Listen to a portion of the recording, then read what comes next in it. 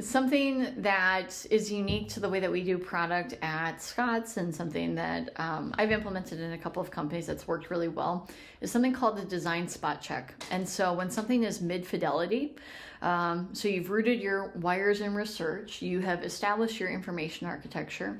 When you're almost kind of like halfway through, it's like half-baked, what you do is a meeting called a design spot check, and you bring in cross-functional stakeholders, marketing, member success, engineers, product, who has hopefully seen the design many times. And what you do is you reveal the design and you say, this is what I'm thinking, this is what I'm looking to accomplish through this layout, and this is what it would look like on mobile.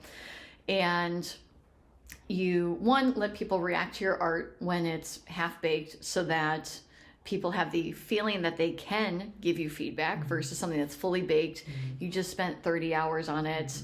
They're gonna be like, oh yeah, I love that. And maybe they hate it. Yeah. And so it creates the opportunity to have conversation. What's confusing about this? What's missing this in this?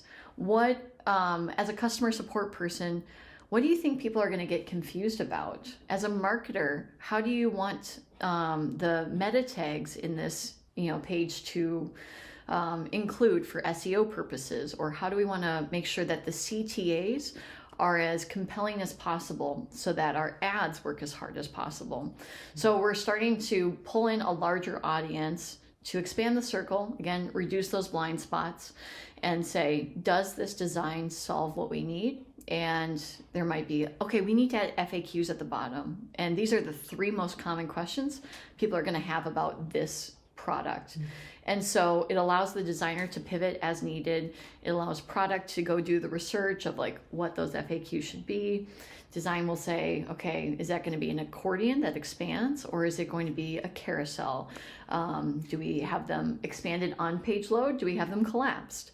Versus, by contrast, if you don't have that design spot check, I have found myself personally in those situations where it's like the day before launch, you're doing a pre-launch walkthrough, member success or marketing says, hey, well, what about this? And it's a great point that they bring up, and it is too late to move the ship. And you go, oh, shit.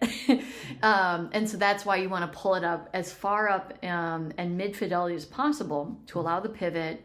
Like, oh, shoot, we should add an FAQ. That would be really helpful to drive up our click-through rate.